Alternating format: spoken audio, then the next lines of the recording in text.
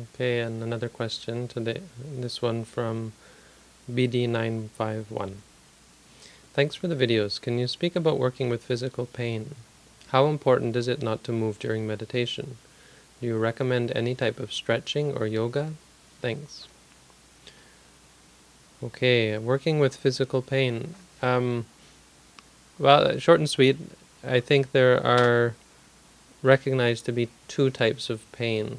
The kind of pain that is going to hurt but not injure you, and the kind of pain that is not only going to hurt but is going to injure you, or is associated with an injury. Um, Pain that is just going to hurt, it doesn't matter how long you sit with it, it's just going to hurt, and when you get up it's going to go away. Another type of pain, if you sit for too long, it's going to actually injure you, or it's going to have severe consequences. It may be that if you're really serious about meditation, that there isn't this sort of distinction, but I think for most people, you have to be realistic that there's only a certain level of pain that you can take.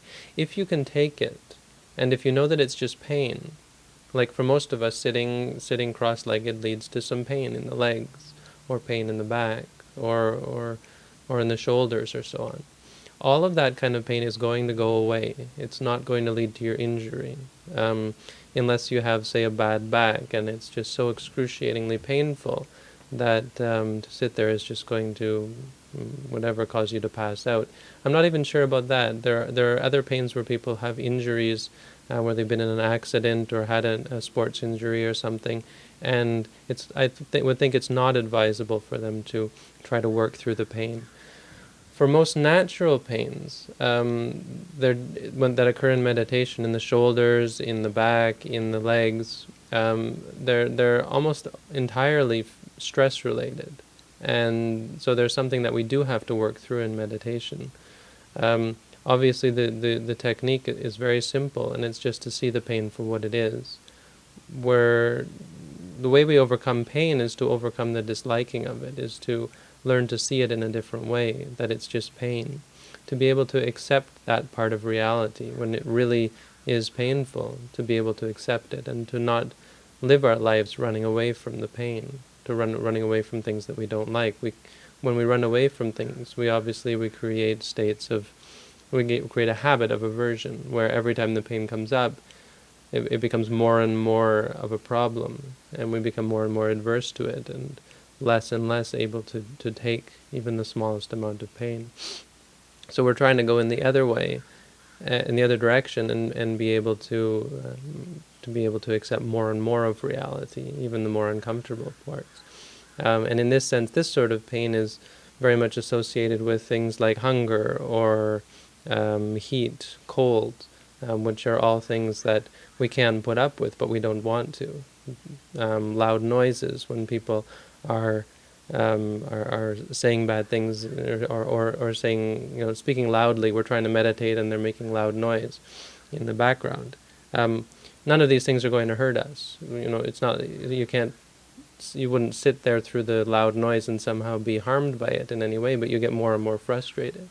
And a lot of our pain is very similar. And we have to be honest with ourselves and ask ourselves, is this pain really going to cause a permanent injury? Is it really going to hurt me if I sit through it? If it's not, then it's certainly in your best interest to overcome the aversion to the pain. The only time that wouldn't be the case is if you're reasonably sure that sitting through the pain is just going to aggravate an injury or so on. And that can be generally in the case of, as I said, old injuries, maybe in the case of back problems, although I'm not sure about that. I would think that someone with a bad back could eventually work it out in meditation, as it's often stress-related. But then there are back injuries like chronic back injuries based on old age and so on that probably cannot be worked out through meditation, and therefore you should think about sitting in a chair or up against the wall, which is totally fine. That being said, the next question, how important is it not to move during meditation? It's quite important, because, as I said, this is a sort of aversion. But that being said, you have to know your limits, and if it's just driving you insane and it's too powerful for you, like you consider, okay, in my practice I'm here, the pain is up here, I'm not ready to sit through this pain. I know that I probably should, but realistically speaking, I'm not going to be able to. And then you can move. If you do move, you shouldn't feel guilty about it. You should, accept the fact that you're only able to, at this point, accept a certain amount of pain. So when you do move, what is important and what you should be very careful to do is to acknowledge the movements. So as you stretch, say to yourself, stretching, stretching. When you slouch, slouching, slouching. When you lift your leg, lifting, lifting, and move it out, moving, moving. If you grasp your leg, grasping, lifting, placing, and so on. Being mindful of the movements. And then you can say you're not really cheating, or you're not really outside of the meditation. At least you're being mindful, and your mindfulness is continuous. You should acknowledge from the very beginning of disliking, disliking, and wanting to move the leg, wanting, wanting, and lifting and placing. But if you can, the best thing is to say to yourself, disliking, disliking, disliking, until the disliking goes away. When it's gone, go back to the pain and say to yourself, pain, pain, reassuring yourself that it's just pain, it's nothing intrinsically bad. When it's gone, which it will eventually go away, and this is the great thing, is that if you do stick with it, it'll eventually go away and not come back.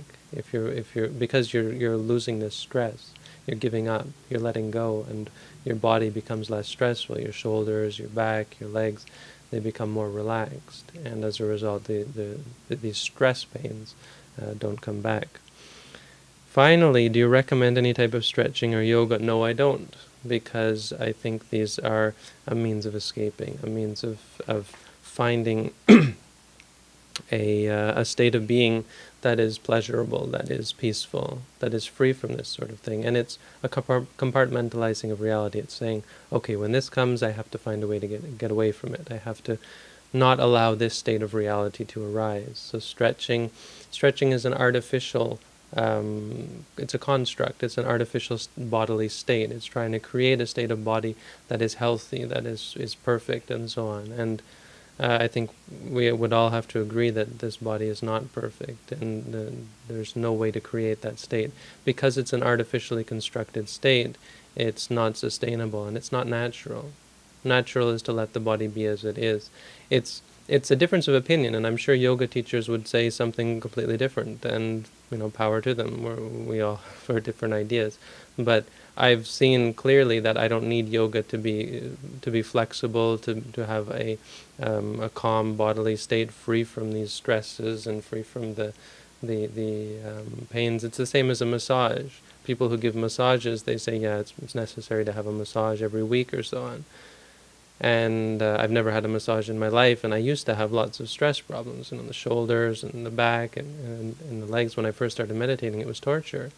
But after you practice honestly, you don't need any of this. Your body is very flexible, is very loose, your breathing is very deep, is very natural, and it comes by itself. There is no creating of this state. It's bringing the body back to a natural state, a healthy state, which takes no training of the body whatsoever. When the mind lets go of the body naturally comes back to its state. So I don't recommend any sort of artificial bodily, even exercise. I don't recommend it. If you want to do it, living in the world, if it's necessary for your job or so on. But if it's just to make you look more attractive, well, to each their own. The most important in the meditation is to free the mind from clinging. So, especially clinging to the body. It's one of the great clingings. So in the end, we do have to let go, and we have to be prepared for whatever comes. Trying to be, to make our mind so strong that nothing can ever faze us. To make our mind so clearly aware and so wise and understanding about reality that whatever comes, we're able to accept it. So pain is a difficult one, but that's really one of the big reasons why we're practicing for physical pain and mental pain, to become free from the the power of these things, the power that they have over us. The only way they have power over us is because we give it to them. We say they're bad. We say this is bad, this is unacceptable. And as a result, we create friction. We create a state of aversion towards them. Okay, so I hope that helped, and good luck dealing with the pain, whatever pain you might have. And may you, in the end, all be free from pain and suffering.